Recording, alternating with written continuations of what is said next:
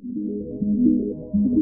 folks, I'm so glad you're here. Welcome to The Human Show. My name is Trish, and I am a mom, a certified adult chair life coach, and an evolving human like you.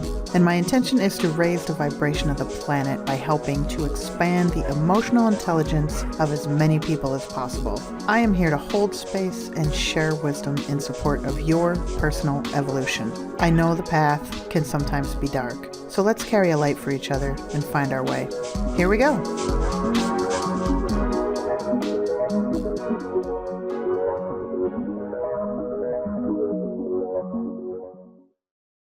Hey folks, thanks for being here.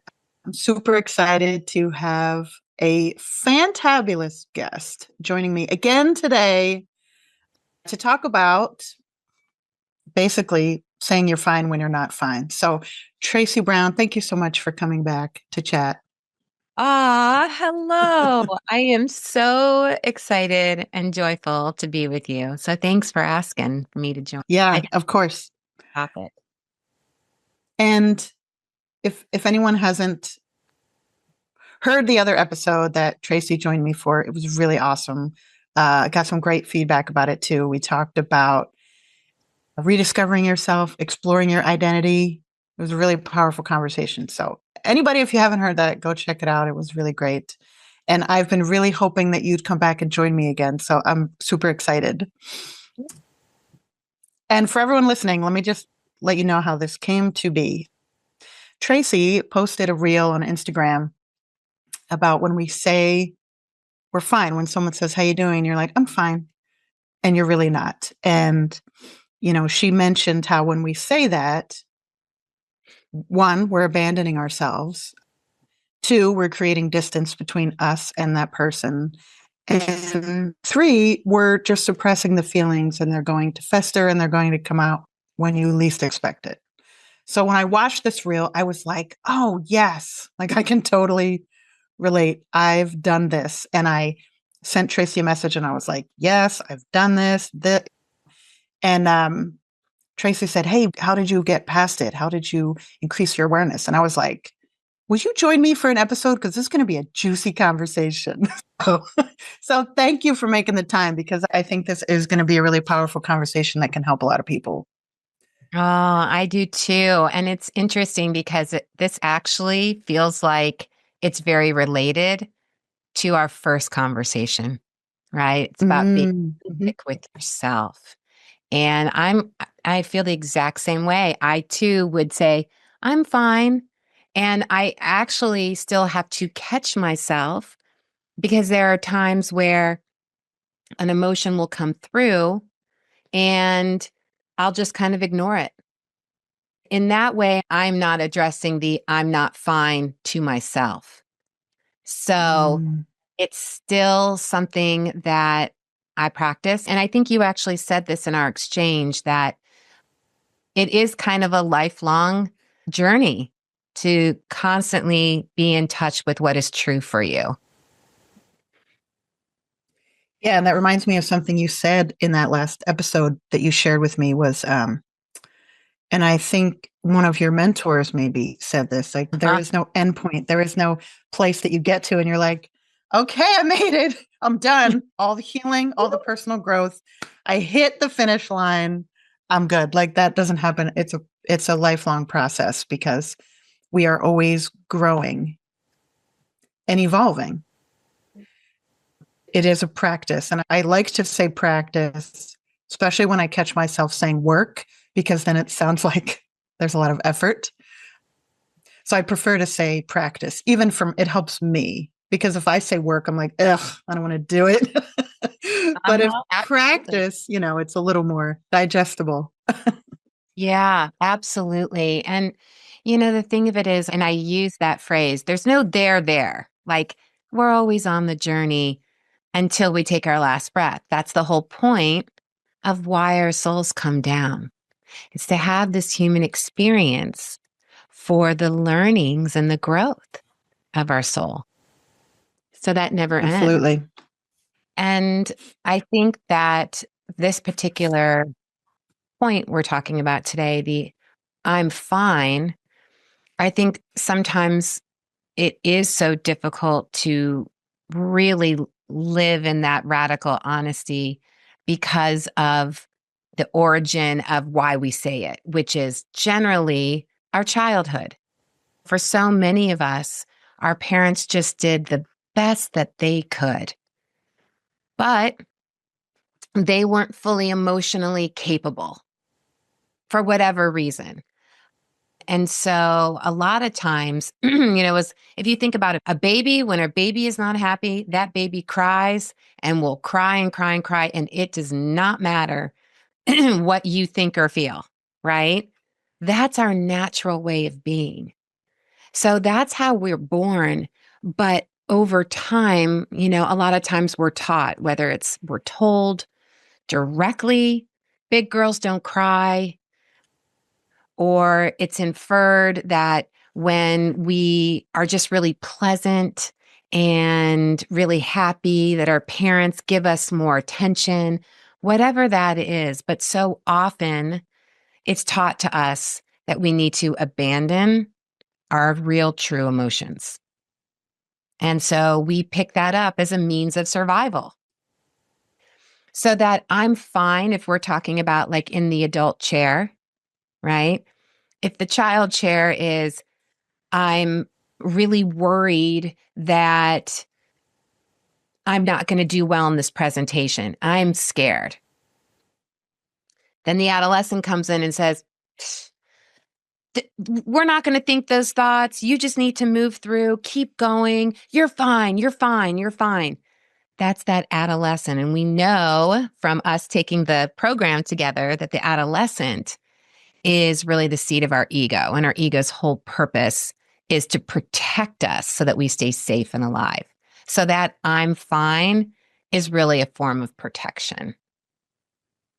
Yeah, absolutely. And yeah, I'm glad you brought up like the parts of the child and the adolescent. And yeah, the adolescent is definitely the survival stage where it's like you got to keep everybody away so I can, because I need to protect myself. And that's when a lot of defenses get stronger, maybe some detachment. And like you said, when a baby is upset, when a baby has a need, they cry. It's completely unapologetic. It's not Yeah. like, oh, I don't want to bother anyone. It's like, I'm hungry. I need food right now. And it's so pure, right? And we lose that somewhere along the way. And I love that you said big girls don't cry because oh my gosh, that is, I think, one of the biggest ones. And now when I hear that, it's like I cringe. But when we were kids, like that was a pretty common thing to hear. We sort of learned to suppress our emotions because we don't want to bother anyone with them. And, this takes me to one of my, when I responded to your reel, I remember, I said, for me, there would be like two parts. One part of me would be not wanting to face my feelings. So this is what I'm saying. Oh, I'm good when I'm not really good. There's a part of me that doesn't want to face my feelings, but there's another part of me that's saying, don't burden them with your junk. And I think this goes back to what we're talking about. This somewhere we learn, don't bother them. Like your stuff, don't bother them with your stuff. And which really teaches us that our feelings don't deserve to be heard. Our feelings are not valid. And that was one that took me a really long time to heal, that belief of my feelings are not valid. Because I spent decades and decades and decades suppressing my feelings because I thought they were not valid. Exactly. Yeah, I loved your response. I thought it was so insightful, especially that I don't want to burden other people. And that too is often something that comes from our childhood. And I'll just speak for myself. My parents had me when they were really young. My father was working a lot and then getting his master's. My mom was in nursing school. They both were busy and didn't have a lot of physical or emotional space. And I can think of a time actually And this even goes when I was 39 and getting married. And I was just really, there were some things about the wedding planning that my parents were involved with that were really stressful. One with my dad. And so I wanted to share it with my mom. And my mom, it's like I could almost visually see her giving me the hand, like, nope, Oh, wow. handle it, can't do it. That, you're too emotional, whatever, whatever it was. And at that age, I was old enough to go, okay, wait a minute. I know that what I'm saying and feeling is valid. And I know that there should be a place to share this and for you to receive. And it was like in that moment that I really saw, oh, that's that place where I was taught your emotions are a burden that I can't handle. I mean, that's how I received it. But the energy was, can't deal with your emotions. And so I realized, wow. And my parents did their best. Like, we all have our stuff, right? And so I know how much they love me, but it did make me think back to my childhood, right? Like, wow. Because I remembered when she said it, I remembered how I felt. And I was like, I knew that emotion was so old. I was like, oh, I haven't felt this in so long, but I know this emotion really. I mean, I know this energy really well. And so this was happening when I was a child. What we do then with those messages is we internalize them and we make it somehow to be about us. And so the way that I internalized it is my stuff, my emotions are a burden to other people. That may resonate for you, but yeah, right? Like that's really. And so when I read that, I was like, oh my gosh, that's so true. And now as a coach, having had clients, it feels like it's more common than not.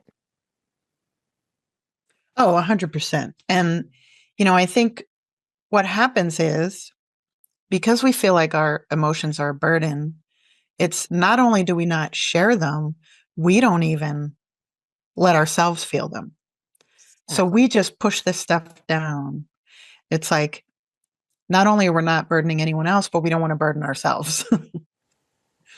because we don't learn how to feel our feelings. Like I was probably 40, I think, when I started learning this. If you had said this to me in my teens or 20s, I probably would have rolled my eyes at you like that was a foreign concept, feeling your feelings. Like, what is that? And it's a hard thing. And when it's really freaking painful, like I want to acknowledge that it's easier said than done when we say feel your feelings. And I'm saying it all the time. Clients on social media, I'm always like, you need to feel your feelings. Otherwise, they're going to sit with you and they're going to follow you around and they're going to come out when you don't expect it. I want to acknowledge that this is not always easy. It is freaking painful and uncomfortable. So I want to acknowledge that too. And it's another reason why we suppress them. We're so afraid that they're going to consume us or destroy us because it's so painful. Yeah. And I loved when you said that we weren't taught. If we're not taught how to manage and feel our emotions and how to work with them and how to hold them, even, we don't know. So we don't do it. So even the fact of like, oh my gosh, I don't even know how to do this is part of it, in addition to like, it's really scary. And I think what you said about, and I may not have the right language here, but the idea that I heard was like, I'll get lost in it or I'll drown in it or I won't be able to get out of it. It's because we weren't taught how to work with them. So it's just sort of like all these little parts come together to create this issue. But I think it can be just as simple as starting with putting your hand on your heart, right? And just feel what it feels like. So start almost like coming from a physical place, right? Yeah, I love that. You just put your hand on your heart take a couple deep breaths, or as deep as you can, because even that can sometimes be hard, right? And just notice, maybe first just notice the air coming in and out, the cool air as it enters your body, and the warm air as it leaves, right? And just notice your hand on your heart. And even if you can just do this for 3 seconds, just notice it, right? And it's doing little exercises like that where you're just dipping your toe in the pool, so to speak, of recognizing how you're feeling in your body. Because that is really the place where our feelings begin.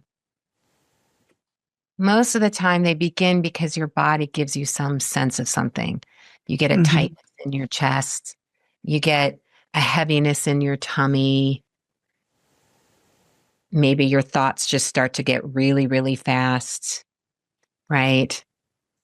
So if you can start with something really small, that is a really safe way to begin if it's really, really hard. Yeah, I love that technique.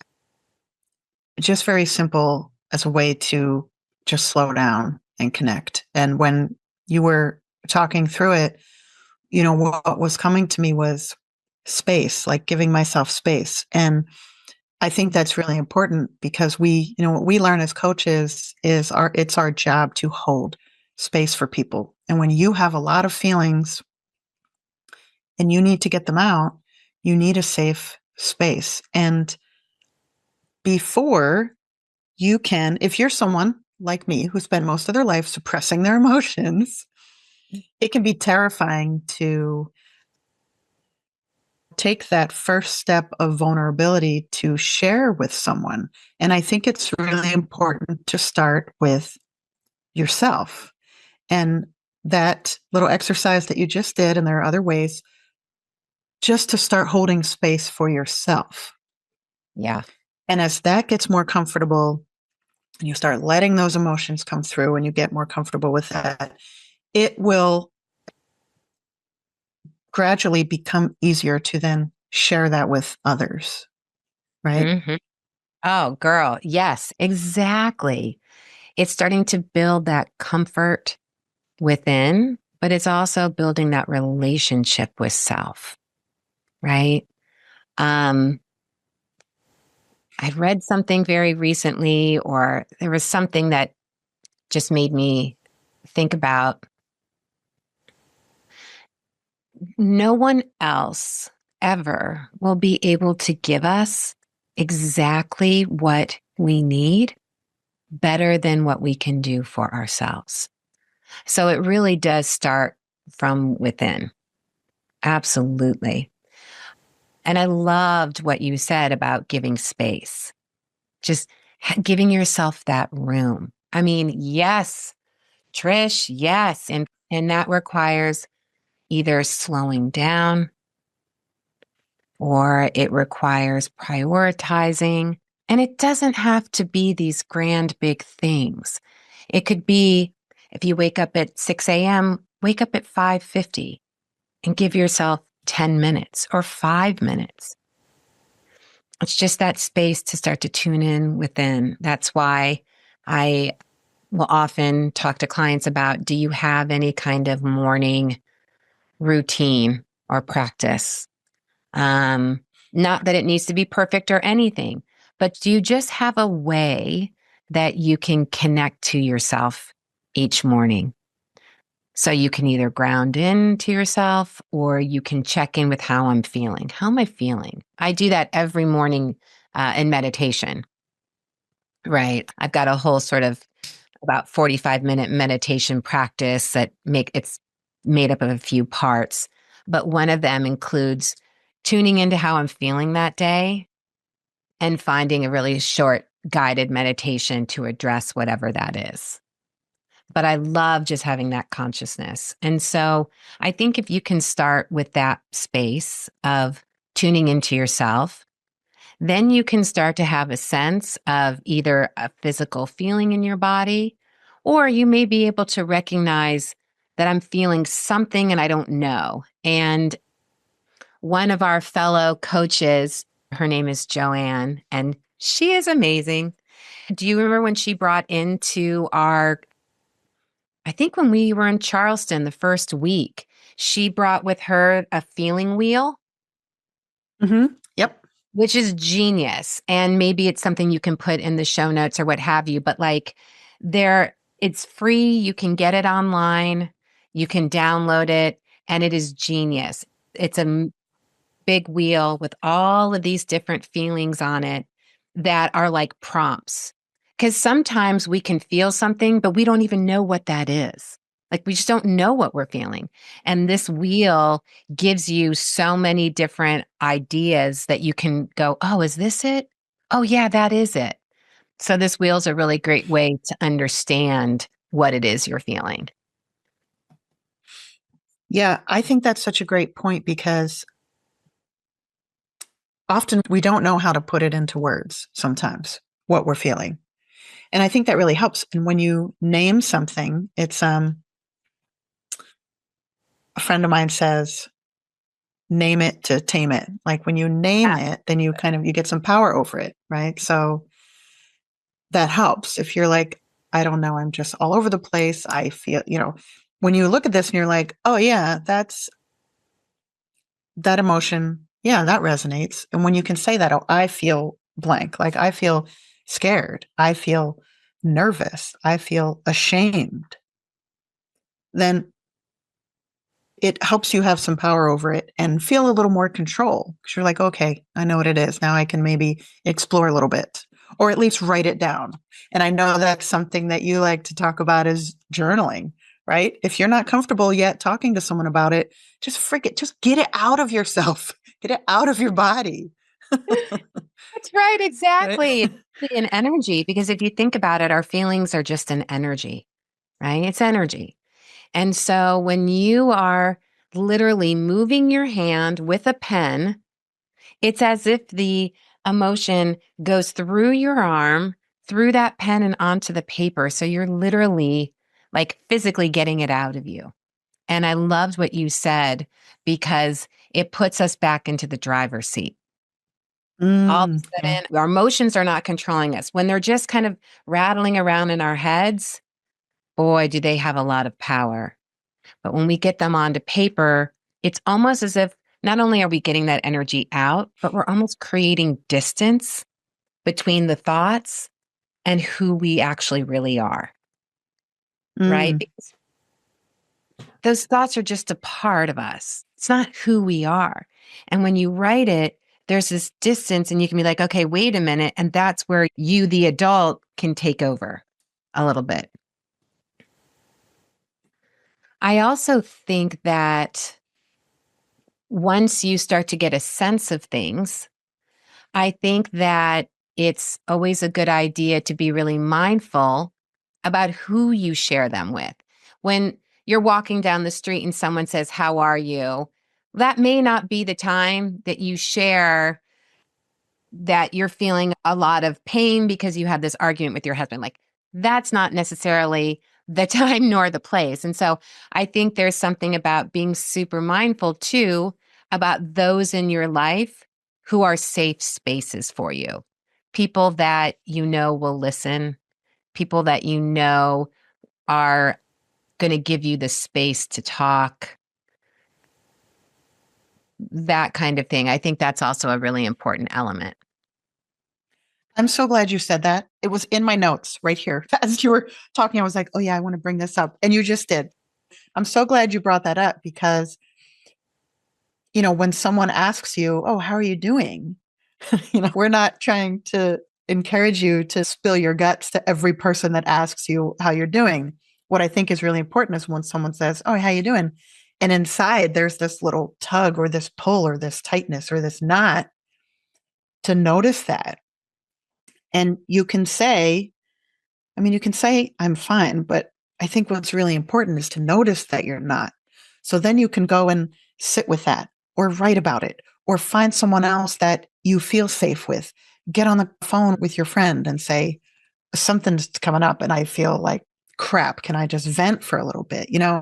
I think it's really important to notice when you say I'm fine. And sometimes I was thinking about this before the call. Sometimes one of my kids will ask me if I'm okay because they know when I'm stressed out. They know when I'm overwhelmed. Like, I don't think I hide it very well, but they also are in tune. But I don't want to, I mean, one, I don't want to be dishonest with them and say, yeah, everything's great. I also don't want to vent to my 10-year-old. So, what I'll say if he's like, are you okay? I'll say, no, I'm not. But thank you for asking, though. So I acknowledge I'm not okay because I want them to know I'm not okay. And I want you to see me being honest about it. Mm. Also, I'm going to go process it on my own. So I think there are different responses you can give to people as long as you acknowledge, no, I'm not okay. And I need to go process this somehow, somewhere, and not just keep ignoring it. Yeah, I love that you said there are two things that really like stuck out to me. One of them, especially when it's with your kids, is if they know something's wrong and we say everything's fine, that's a way that we teach them that they can't trust themselves, Mm. right? Hmm. That maybe their intuition is wrong, maybe they don't have it. So I love that you do that because I think that is an important sort of moment for our kiddos. The other thing that you said that I thought was really important is when you do identify that person. And the thing is like I've got some really great, super long friendships, but they are their own people. And so I know that when I go to this friend, the energy that I'll probably receive will be like this. And this friend is like that. So over time, I've learned if I need something, I'm going to this person. If I need something else, I'm going to that person. But even if that's sort of not a person's orientation where they don't know necessarily what each person does. When you said, when you do identify someone that you want to speak to and you say, hey, I need to vent, can you just listen? And that I think is so important too, right? It's because it's our job to tell people what we need, and people's natural inclination is to want to help. And sometimes that's not what we need. We just need someone to listen. And so setting up the conversation in that way, I think really helps us get what we need. It's to say, I just need to vent or what have you. So I love that you said that. Yeah, I'm glad you reflected that because it's definitely something that for me has played a part in my suppressing or not wanting to share is because I don't want, a lot of times I don't want advice. I just want to get it out. And a lot of times I would not share because I'm like, well, they're probably going to tell me you should do this, you should do that. And I don't want to hear all that. So I'm just not going to tell them. Mm, That's really important what you just said to say that. I'm going through something. I don't need a solution. Like I just need an ear. And that's something that I've started saying, like, I don't need a solution. I just need to get this out. And I think mhm. that's important because sometimes that can stop you from sharing because you're like, I don't want someone to tell me all the things that I need to be doing or all the things I should be doing or I should have done or because like you said, people their instinct is to want to help. Yeah. So it's really important to say, here's how you can help. Can you just sit here and listen while I spill all of this and then we can move on? Yeah, absolutely. Because it's amazing. Again, when we were talking about the difference between thoughts being in your head versus getting them out. And we talked about Mhm. journaling as a beautiful way. I can think of so many times where I had that person that I spoke to, and just getting the words out of me created all of these, like it created space for more wisdom to come in. So sometimes them listening and me just talking, I start to figure it out by just doing that. And so I Yeah, think that's it's just that simple. you're right. And when you said that, I just remembered that back when like I used to go to therapy and probably from my 20s to my 40s, I had seen a number of different therapists on and off over the years before I discovered coaching. And I was like, oh, this is like a whole nother world. But anyway, that's nothing against therapists. It was just the ones that I saw, I think the technique and the strategy wasn't super effective for me. And what I learned, and I remember telling this to people afterwards, I would be like, the most I got out of therapy was hearing the things I was saying. And it's exactly what you're saying. When I would say this stuff out loud, it was like these light bulbs would go off. And often that was so much more helpful to me than, and I guess that's the point, when you go to see a therapist or a coach or a counselor, they're there to hold space for you, to be there without judgment, to be a supportive ear with no judgment. And they did that for me. So I was able to say these things out loud Mhm. and Mhm. see the light bulbs go off and gain some new wisdom. So it's Exactly. such a great point. And one more thing I want to say, and then I want to hand it over. But I have encouraged clients to use the voice memo app on their phone Mhm. to say these things just to get it out. And then you can delete it. You don't have to like play it back. If you want to save them, you can, but just that act of saying it and you're getting it out of you, one, you're hearing it. And when you hear yourself say these things, there can be things that click. There can be things that release. 100%. So there's Yeah. my thoughts. Yeah, and I love that because what I've learned, being a coach is that there are some people we're writing things out, it just doesn't work for them. And so I think voice memo is a really fantastic way. But there are times where we do need something more, right? Where you are looking for some wisdom or some food for thought. And that's where I think being really mindful about who you're speaking to is very important.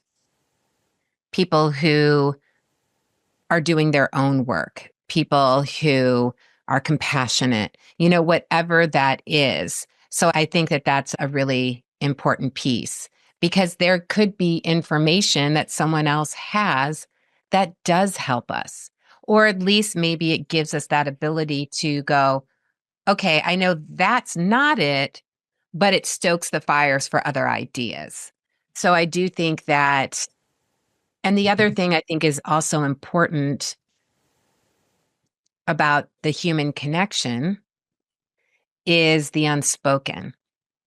Sometimes just being in someone else's energy can help you move through it, right? Because our nervous systems are always picking up someone else's nervous system. Or as I like to say, everything's energy and you can feel someone else's energy, right? If you meet someone and they were running late and they come in, you can feel that anxious energy, right? You can feel it right away. Well, the same goes if you're with someone who is very heart-based and they're caring and they're grounded or what have you, whatever that is, you're picking up that energy and you're receiving it. And so that can also be very helpful. It's just being in the energy of this intimate space or this conversation. That too can be very healing. Yeah, absolutely. And, that's why it's so important to find safe spaces. And I think for people who maybe they're not sure if the friends they have are going to be the friends that can listen to some of this deep, vulnerable stuff. And I would say, if this is you, if you're not sure you have people, reach out to me, reach out to Tracy. We have resources. And if it's not us, it's someone else, or maybe it's a group. Like there are lots of groups online and I love groups. Like, Mhm. love it. Even if they're online, like I've gotten so much out of being a part of groups. And even when I don't say anything, like sometimes I'll just go, just these online support groups. Like sometimes I'll go and I don't say anything. Maybe I'm cranky and I'm like, ugh, I don't even want to. But I make myself go and I just sit and I always get something out of it because there's something about being in community. And someone else is going through something that probably will resonate for you. And just Yeah. being there and seeing, oh, someone else is having a hard time too. Like that, just that can be so helpful because then we're reminded that we're not alone. And I know there are lots of, there are Facebook groups. And if you can't find any, like I said, reach out to Tracy and me and we can help you find something because I don't want anyone to feel like they're alone. And I love to talk about the power of community, and everybody needs it, whether it's one person or 10, it doesn't matter how many. It's just about connection. And, as humans, we're wired for connection. So we all Mm. need some safe space where we can go, whether, like I said, whether it's one person or 10 people, it doesn't matter. Yeah. It's about the connection. Mm, I love that so much. And you're right. It's very easy for us to feel like we're the only ones who feel this way or we're alone. And especially when we're living in this world of social media where everyone looks like they have it together, we think, wow, everyone else seems really good. It must just be me. And we realize, Hmm. little humans, we all have our stuff, we all have our days, and you're not alone. So I love that. And, one of the other things that you referenced that I mentioned in the video is especially when it's someone you're in an intimate relationship with who asks how you're doing and saying, I'm fine when you're not, it really is like putting up a barrier. And I can speak about this. My husband is okay with it, but we've been together 17 years and it was very hard for him to share anything. And I am so empathic. So I am constantly picking things up all the time. And he would walk in the door and I would know literally immediately something wasn't okay. And we went through many years like this. And it wasn't because he didn't want to share, he just simply didn't even know what he was feeling or how to do it. And over the years, it really created some true distance. I always thought about getting married. I got married at 40, so I got married a little bit later than most. And I'd always had this idea in my head that I wanted a best friend, like that person, like my person. And I found him and I was so excited. And once we got married, the energy started to shift a little bit. And he didn't share so much. And it was really hard. And it wasn't just that, but that was a big part of a distance that over the years just got bigger and bigger. And I would get frustrated because I would know something was wrong and he wouldn't share it. And so I felt, and this was my stuff, I felt like I was being gaslit, right? But it had nothing to do with me. So he was actually one of my greatest teachers. He is one of my greatest teachers because then it allowed me to go, okay, wait a minute. I'm bringing my stuff in. Where does that come from? And how can I just be a witness? And once I started to really do that work and become just a witness, it allowed this very clean space for his inability to share to really get clear. And we had a really heart to heart about this. And he could finally see, like, I don't get to know that part of you. I want to know every part of you. I love you that much. That's part of what love is loving that person unconditionally. And man, I love my husband unconditionally, so deep. And and so we've really been doing the work, especially since we moved here to Atlanta in these last 3 years. We've been doing so much work. And it's still something we have to work through. It's something, like I have to remember it's not about me and he has to remember that part of sharing is going to set something free for him, and it's going to actually bring us closer, right? Mhm. Um, and in him doing so, it has really shifted the energy of our marriage because that barrier that was there is much, much lower. Yeah. Wow. That's so awesome. That's so beautiful. Thank you for sharing that. I think that's so common. And thank you for sharing that. It's beautiful. It's inspiring. And it's so easy to fall into those patterns of not sharing for there's all different reasons. And sometimes we're trying to protect the other person from our stuff. And, I want to point out that, when someone close to you asks you, are you okay? You may not be ready to talk about it in that moment. I do think it's okay to say, I'm not okay, but I don't want to talk about it right now. As long as you still got to own it. You still have to deal with it. You still have to process it in some way, whether that's with them or some other way, you still have to get through it. So it's kind of like we talked about how you don't have to just vent to the first person that asks you if you're okay. I think Mhm. it's really important that you recognize if you're not okay and figure out how you're going to process that so you don't keep carrying it. Yeah, I agree. And there was something you said that sparked this thought of we don't we're not under any obligation to share every last little thing of ourselves with anybody. And that's not what we're talking about here, Mhm. right? There are some things that it's your right to keep to you. But when there's something that's happening and the other person is aware or has some inkling, and like you said, children and adults, we're all the same. We all can pick up on things, right? Mhm. At least saying to the person, yes, but I'm not ready to deal with it, I think is exactly right. I agree with you fully. Yeah. Sometimes I'll say, no, but I'm still processing because sometimes I don't even know how to put the things into words yet. But again, I think it's just about the awareness and it's about noticing.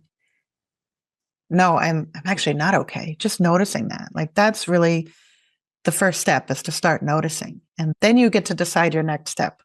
Am I going to go journal? Am I going to go sit and cry? Am I going to meditate? Am I going to call someone and vent to them? You get to decide that next step, but the first step is owning it, giving yourself permission to feel it, Yeah. right? And honoring it. Yep.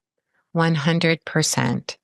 And if you reach a point where it is important for you to connect with someone else about it, or your spouse, or your mother, or your siblings, and especially the familial relationships, that can be tricky too. And that's where I really like sit in the space of your first responsibility is to honor yourself. That's the Mhm. most important relationship. But, if you do reach that point where you're like, okay, I know I need to talk to someone, afterwards, after you have that conversation, you will feel so good. And I think that was part of what was sort of like food for my husband Mm. because he would speak and he would know that A, I want to hear you. And B, once he got it out, it felt so good. It felt good to feel close and he wasn't alone. And just to get it out of him was such a relief that I don't think he was even aware that there was tension in not sharing. And so I think that's part of what fueled the kid. I think the more that he spoke, the better he felt. And yeah, and then it just became this sort of natural wave he rides. Yeah, well, yeah, as you practice, it gets easier, just like anything, right? And I wanted to go back to something that we were talking about making space for yourself. And I know you mentioned that you have a daily meditation practice and inviting clients to maybe give themselves an extra 10 minutes in the morning. I wanted to go back to that for a moment to talk about people who are like, I don't want to meditate, or I can't sit still for 5 minutes, or I don't want to sit in silence. That sounds horrible. And I just wanted to offer some other ideas. Making space for yourself doesn't mean you have to sit there and meditate for 20 minutes. There's all different ways to do this. One is putting your hand on your heart, breathing, just listening to your breath. But even that, for some people, if this is new, just sitting there quietly can feel uncomfortable. I encourage anyone to give yourself space any way that feels comfortable for you. If you finish your workday, you get in the car and it was stressful and it sucked, just close the door and scream. If that feels good, sit in your car and scream or cry or yell or whatever it is. Give yourself that space to feel. That's a starting point. Sometimes I learned this from someone else, just shaking for 60 seconds. Your arms, your hands, whatever, shaking your whole body, and then stopping and just feeling that sort of energy settle. It could be jumping around in place, going in the bathroom and jumping in place for a few minutes, because like we talked about, emotions are energy. And when they get stuck, you have to do something to move them.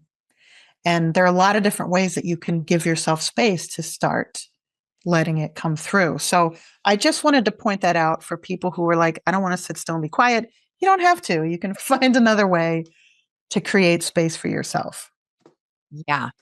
Yeah. And I love that. And there are thousands of ways, right? You can turn on some music in the morning. It can be really soothing. Or at night, maybe you need to throw on Prince and like, just like you said, move your body, going outside, putting your feet in the earth, taking a quick walk. Like there's lots of really simple ways. We don't, tapping, EFT, people can Mm, look that up. Tapping is also a very powerful way to help you move through energy. Whatever way you do it, it is important to feel your feelings, to start the process somewhere, because the feelings don't go away. And oftentimes it's in the not dealing with our feelings that creates other issues. It's where anxiety often comes from, depression comes from. We get knots in our bodies. You know, I remember many years ago in another life, there was a lot that I didn't deal with, a lot. And for me, it came out as I was getting sick all the time. mm, I had knots up and down my back. I wasn't sleeping. I'd wake up at 4 a.m. with complete panic, to the point that once I quit that life, I walked away from that career. I started to do my inner work, which includes meditation. I realized like I would meditate and get done and feel super anxious. And I would be like, why mm, am I so anxious? Like, I don't have that job anymore. I'm not in that career anymore. Like, I don't have that kind of stress in my life. Why am I feeling so much anxiety? And I realized I was like, oh my goodness, I have chronic anxiety. mm, Because I had been in on this hamster wheel and hadn't been dealing with my stuff, I developed anxiety that once those external stresses were gone, my nervous system was just used to being upregulated. So I had taken on this chronic anxiety. And then that took a year plus to unwind, like physically unwind from my body and then mentally, emotionally. But at that point, I was starting to do so much inner work that it naturally was addressed. But those are just some of the things that can happen when we don't address our emotions.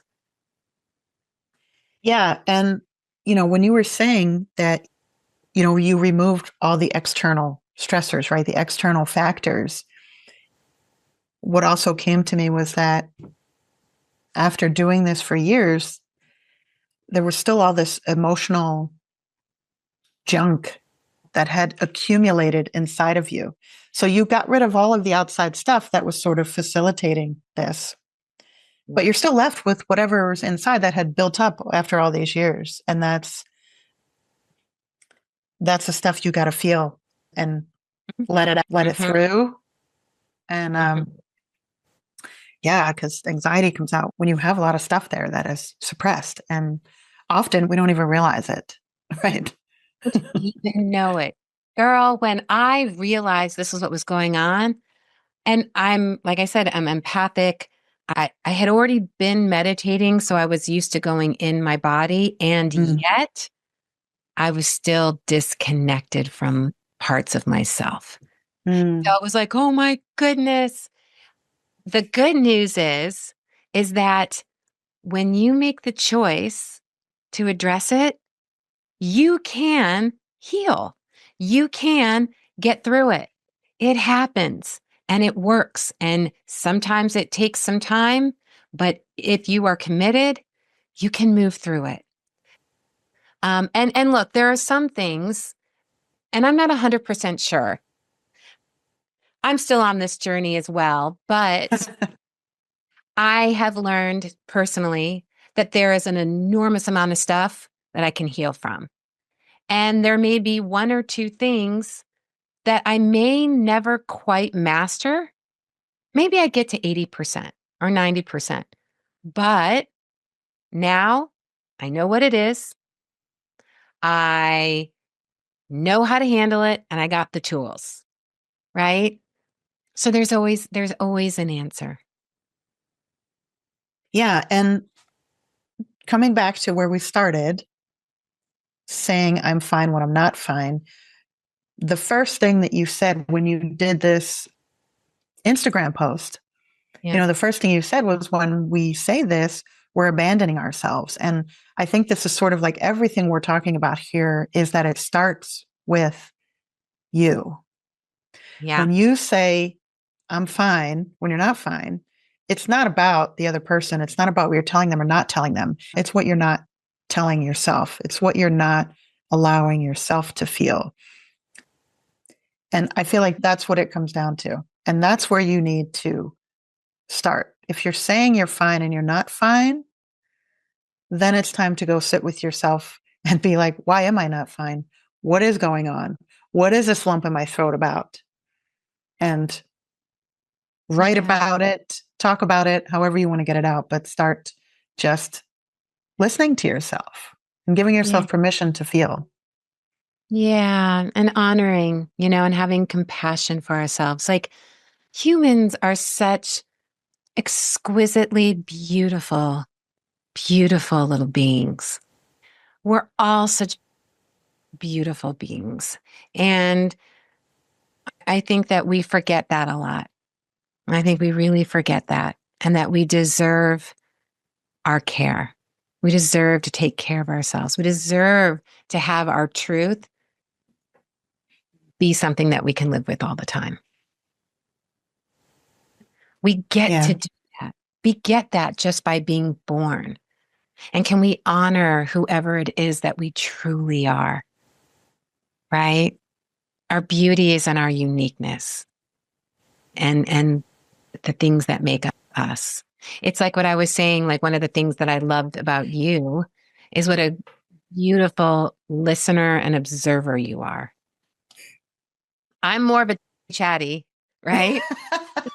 Which has its own thing, right? The point is that we each have our things that make us. And the invitation is, can we honor that more? Yes. I love that. Can we honor that? That's a question for everyone listening. Can you honor yourself a little bit more today? Yeah, just Right? a little. Because in case for anyone who needs to hear it, because I needed to hear it, your feelings are valid. Every Mhm. one of them. Your feelings are valid. Everything you feel is okay. Who said that? Who said that? Who said that? Who said that? Who said that? Who said that? Who said that? Okay, it's by far my favorite. And it's by Paulo Coelho. Oh, And it is maybe the journey isn't so much about becoming anything. maybe it's about unbecoming everything that isn't really you so that you can be who you were meant to be in the first place. Yeah. I think that's so fitting for today's conversation.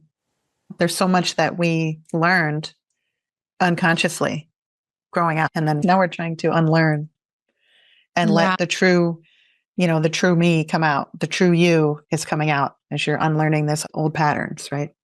Yeah. And like to me, the heart of it is loving who you are. And this hits so deep because this has been my life journey of presenting a certain version of me, right? Mm, That I think people will love.